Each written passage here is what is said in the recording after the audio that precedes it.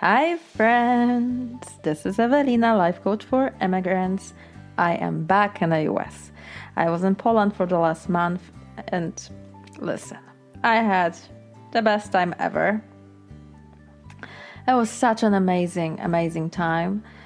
It was my first visit since my divorce, so my soul really needed reconnecting with my roots. It felt like I went back to my nest to heal and charge my batteries up. If you are an immigrant, you might know what I'm talking about. There are these things that happen that shake us, and reconnecting with the deepest roots help us feel that inner strength again. When I was there, I didn't only get to charge up my batteries, I got to do so many awesome things. First of all, I got to go visit Toruń, my most favorite Polish city. Then I went back to my parents' home and I spent the rest of my visit there. We went mushroom hunting, which is my most favorite thing to do in Poland in the fall time. We have beautiful forests in the part of Poland where I am from. And ever since I was a little child, I was taught by my parents and my grandparents to love nature. So one of the things I really miss when I am in the States is being in the Polish forests, especially that I live in Florida now, so the nature here is quite different. So today I'm going to talk to you about what is the best thing to do when you get back from visiting your home country. I think that all of you will agree with me that these visits are super important. For some of you, you go once or twice a year or even more often. Others of you have not been to your home country in years. And either way, these visits means a lot to us all. So I want to help you make most of your visit. You can plan it really well. And we will make a separate episode on planning your trip. But this episode is for when you leave your home country. Okay? Leaving your home country is a really great time to make sure that your next visit is even better. How do we improve the quality of our time there? We examine. So today I'm going to share with you some of the really great questions to ask yourself after you go home. Before we get there, I want to talk to you about some of the things that I talk to my clients with. Because obviously I coach immigrants. I'm a life coach for immigrant women that come from similar part of the world that I do, from Europe, and that live in the US. And what happens is that in our sessions, we talk about that journey, the journey of being immigrant. And we talk about some of the struggles that come along with it. Obviously, we talk about other things too. But this is a very important piece of our identity, right? Being an immigrant and missing your home, missing your roots, feeling torn apart, feeling like you don't belong. I talk to my clients about this often because it's an ongoing thing. So we miss our home. We miss the places, the people, the food, the whole experience of being Polish or German or Latvian, Lithuanian, Czech, Russian, whatever is your home of origin. You miss the experience of being immersed in that culture, in that place, like the whole experience of being there. That's what we miss. And then we go, and there's a lot of things that happen when we go. So let's talk about what happens before we leave. First of all, there's this feeling like we're being torn apart. On one hand, you're excited because you're going back to normality. Maybe you've missed your American husband and your kids, and there's this part of you that's really, really looking forward to seeing your loved ones in America. Maybe seeing your friends, going back to your job, your daily life. On the other hand, you question, is America really my home? Is it my home? Right? Why is it that there's a huge part of me that just wants to stay here? Yes, I miss my American husband, I miss my children, but there is a part of me that really wants to stay. Why is it that way? Maybe I made the wrong decision. Maybe America is not my home. Maybe I should be living in my home country.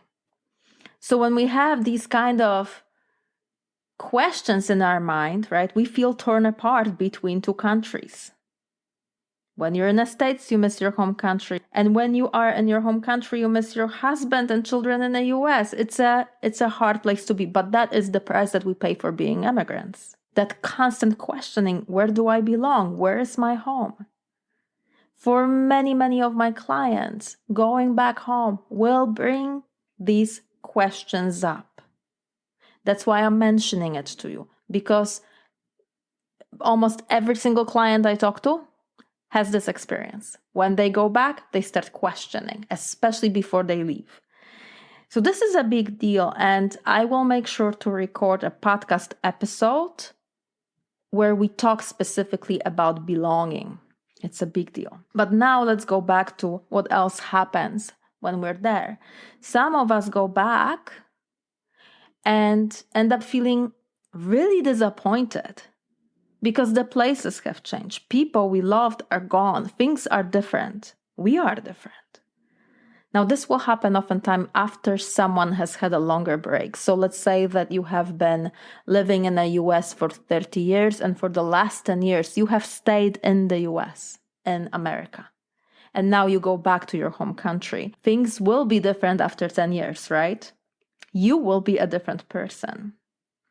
Now, for many of my clients, in that sort of situation, what happens is that deep inside, they want to feel feelings that they have experienced when they were younger. They want to feel that connection, the happiness, joy, the belonging, right? And they think that they will experience these feelings automatically because they will be there in those places with those people. And when it doesn't happen, they feel disappointed. But do you know why it doesn't happen? Because these feelings, this joy, connection, belonging, these positive feelings are created by our minds, not by people or places. Now, being in certain places or with certain people might stimulate these positive feelings, but at the end of the day, your thoughts create your feelings. I remember being in Toruń and feeling so happy, elevated. I don't feel happy and elevated all the time in my days. It's not that I feel that sense of joy and happiness and elevation inside of me. So I really noticed that I'm feeling this way, this like happiness, yeah? And so I asked myself, why am I feeling this way? You know why I felt it? Because as I was walking down Old Market Square, I was thinking to myself, I can't believe I am here. This is so wonderful. I love it here. Oh my God, I can't believe I'm here. Those were the thoughts that were happening in my mind over and over and over. That's exactly what was elevating my spirit. These thoughts were creating that feeling of awe, joy, happiness. Someone else who was walking on the same street at the same time might have thought, gosh, so many people here, I hate it. That person would have felt angry, annoyed. Think about this. Same place, same time, different thought, and completely different experience. Why am I telling you this? Because I want to remind you that you have this power. You can decide how you want to feel, and you can create these positive feelings on purpose. Even when you're far away from your home country, you can feel happy and at peace. These feelings are created by your mind. And when you are there, you can feel any way you want to. All of that is up to you, my love. All of it is up to you. Also, let's go through some other things that might be happening when you go back home. Many of my clients will have this thing where they are on one hand super happy to go back, like crying at the airport after you land, happy. Crying when you see your parents and the rest of the family, happy. But then there is a part of them that knows that the visit will come to an end. they will have to leave, and that makes them feel sad. There's this lurking sadness during the visit at all times. Like, this will end, I can't stay here, I'm gonna have to leave. So knowing that they will be leaving helps them appreciate things more, helps them want to connect to family members more because they know that they will not be able to see them. So it can be a positive thing, right? Like when you remember that something's gonna end, you appreciate the chance to be in the experience more. You're paying more attention, you're talking to people more intentionally. But what often also happens is this underlying pressure, right? This like thought, I should be doing more. An anxiety that does not go away. Because we feel that since we will have to leave and the time goes by super fast, we must enjoy it. And we must appreciate it as much as possible. And that inner anxiety is created by this thought, I should be doing more. And so without really thinking things through, we often feel obligated. We feel obligated to see all the loved ones, all the aunties and uncles and cousins, because they could be dead the next time you go back. This could be your last time seeing them because you or them could die. This is especially intense if you have an older grandma or grandpa or a relative that is sick. So this I should be doing more comes with another thought. I must enjoy it and appreciate it as much as possible. And this is another thought that will create a similar sort of a feeling, similar pressure. I think that we all can agree that these visits to our home of origin are important.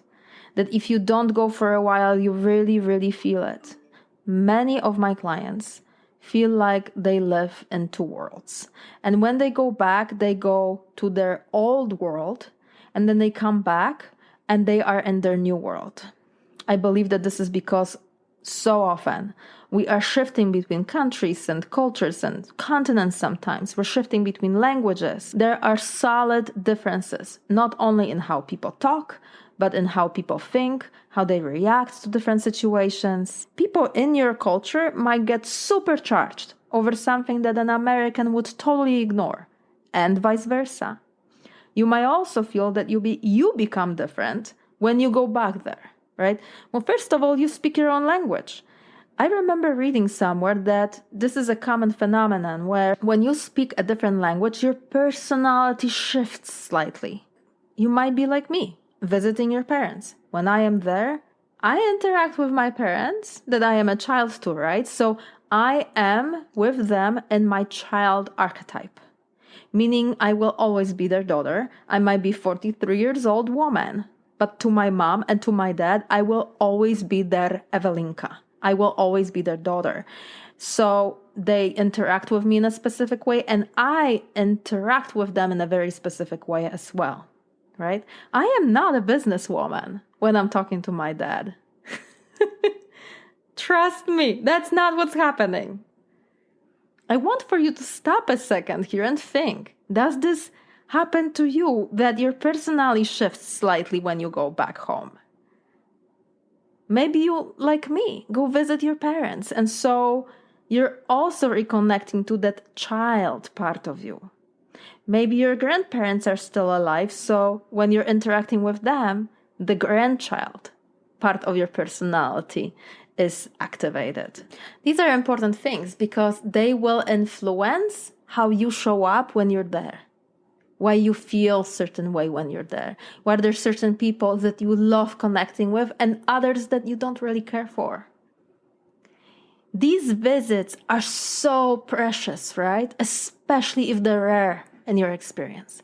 And so I want to help you create an incredible visit for yourself. And one of the best times to prepare for the next visit is to think about the recent one. What is the best time to think about your recent visit? Right after you visited, because the memories are still fresh in your mind, the experiences are still alive within you. It's easy for you to connect to them. So let's talk about what is the best thing to do when you get back. You want to think about what went well, what didn't go well, and what you want to change. I've already told you that examining your experience is gonna allow you to improve it so that this precious time you have is spent in the best possible ways. Now, I have a bunch of questions that you could ask yourself. So first of all, you could think about your relationships. It's really about family for a lot of us. And so let's start there. Who are the most important people in your life that live in your home country? List them all. Did you visit them? Have you seen everyone you wanted to? Is there anyone on that list that you didn't get to see for a specific reason? Maybe there wasn't enough time. Maybe you just didn't make an effort. Who knows? It's good to ask that question, especially if that person is important to you. Now, the next step to take, if you want to really explore it a little bit deeper, is you could choose the ones that are the most important to you, right? So you look at your list, these are the people that I visited, and then you choose the ones that are the most important to you. What do you appreciate about this person? Look at each one of them and write down their qualities. What do you appreciate about them? Now, thinking about this recent visit, what have you learned about this person during this trip? Has there been anything different? Have there changed? Is there, because it's like, obviously time passes and we change because we get older, right?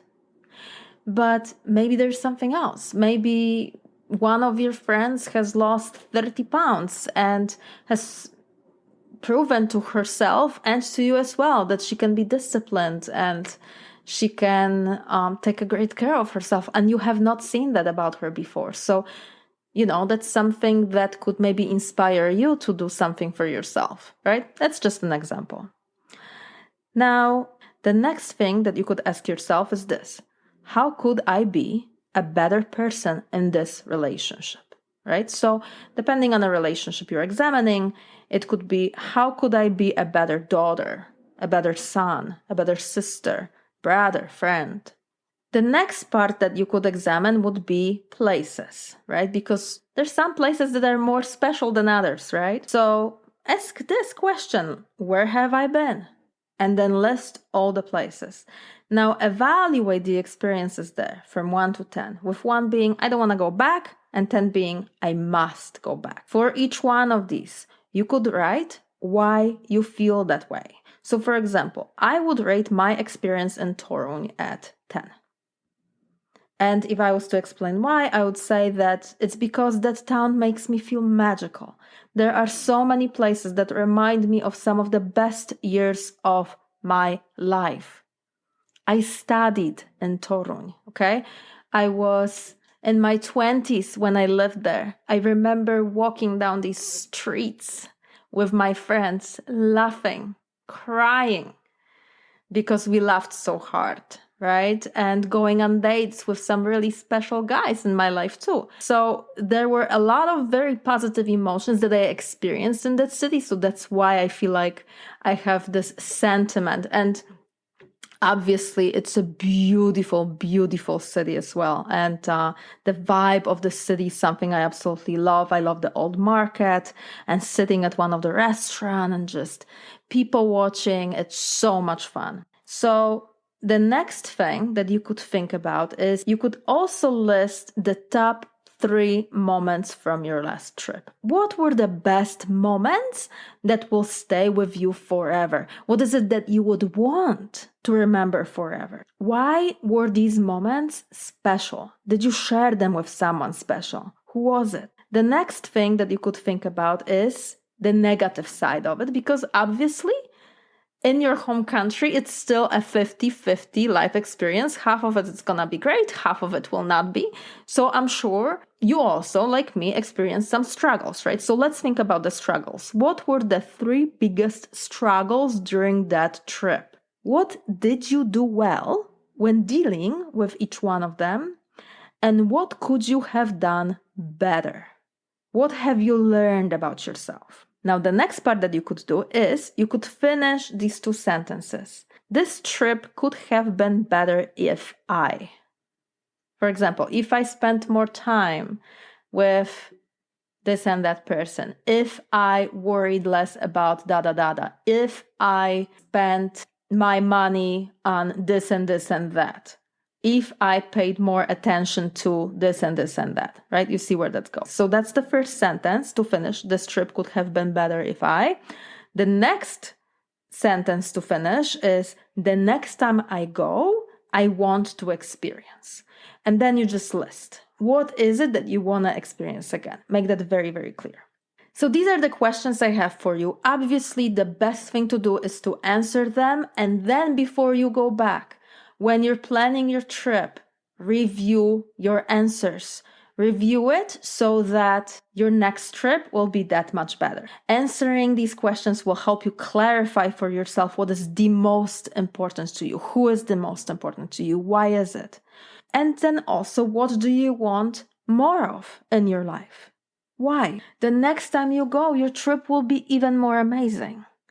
And when we do this kind of work, when we answer these questions, we're taking care of the future you who will be living that reality of the next trip. So for me, going back to Toruń is a must. I must go back there. I love it so much. I want to spend more time there. It makes my heart grow. But I must also go back to the Polish forest. And not once, but many times, because I love it that much. So there is this me in the future who will be living that experience. She will be walking there, inhaling that pure cold air. She will be touching the bark of the trees, feeling gratitude for being there. I want to give myself that experience. Now, remember my friendskis, I have been to Poland many times. I've been in the States almost 20 years, right? So I've gone many, many times. It was not always as obvious to me that I must go back to the Polish forest or that I must visit Toruń. It was the process of evaluation that has helped me gain that clarity. This is why I talk to you about it. This is why I recommend it, because I know what is the difference that it has made in my life. Each one of my trips going back is super special because I keep on evaluating and making that experience better for myself. And you can do that too. And also remember that you change. Your relationships change. Your priorities change. Your values in your life change. Your needs change. So when you're paying attention to yourself, when you're actually answering some of these questions I've given you, when you give yourself a chance to get to know yourself better, you can give yourself a better life. And at the end of the day, you deserve it. You deserve it. All right, my friends, this is it for today. I highly recommend that you do this evaluation, that you ask yourself these questions. They're deep, they're good, but once you give yourself a chance to really get to know yourself, once you give yourself a chance to really examine your experience of your last trip, you're taking care of the future you who will be living the experience of the next trip. And that's such a beautiful gift to the future you. Before we end today, I want to remind you about a few things. If you are new to this podcast, please make sure to follow this show so you get notified about all the new episodes coming out. If you enjoyed it, please leave me a review. It will help me reach more of us immigrants that need mental and emotional support on this often difficult journey. I also want to make sure that you know about the free course I made for you. It's about how to feel good hanging out with Americans when you're the only immigrant in the group. So this course is for those of you who live in the US but you feel really stressed when you go to any type of gathering where Americans are present. And you have to talk to them, right? On one hand, you want to start building connections and start feeling like you belong. You want to just be yourself, like you were able to be yourself with your friends in your home country. But it's hard to feel that ease because you worry about saying something wrong, you worry that you will be judged for your accent, and that you will feel less than everybody else.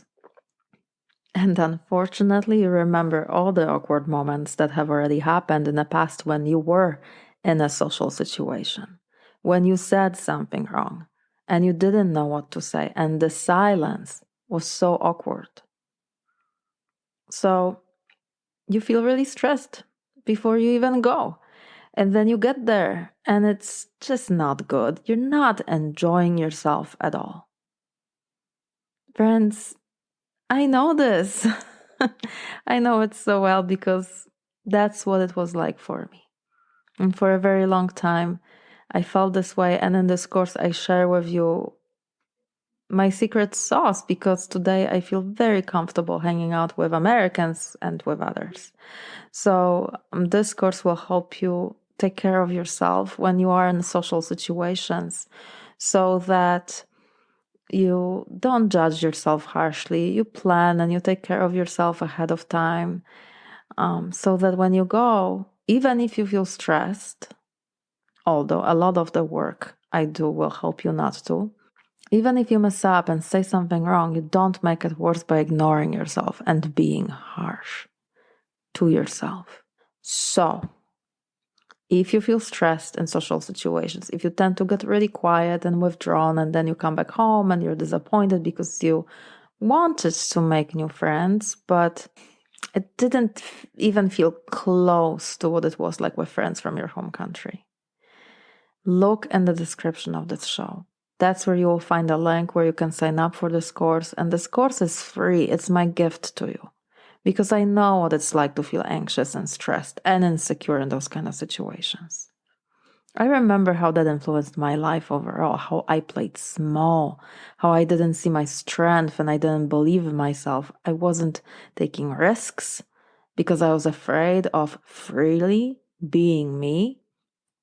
And I didn't feel safe to connect because I didn't have a relationship with myself where I would allow myself that freedom of expression because of the judgment. I was judging myself very, very harshly and I was limiting myself because I didn't feel safe within myself. So I help you create a very different environment and very different relationship with yourself.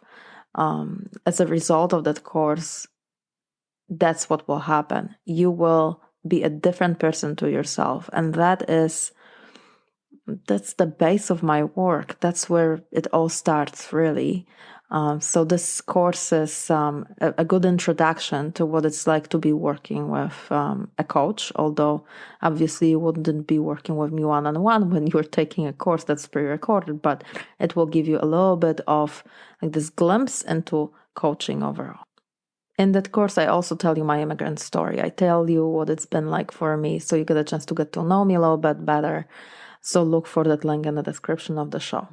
And if you don't have that issue, if that's totally not for you, you feel very comfortable around Americans, you feel comfortable around all different kinds of people, that's wonderful because that is a very good space to be.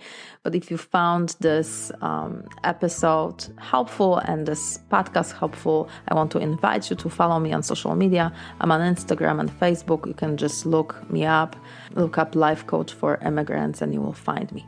All right, my friends, that's it for today. Have an amazing, amazing day. I hope you appreciate your strength. I hope you appreciate how far you have come. I will talk to you next time. Bye-bye.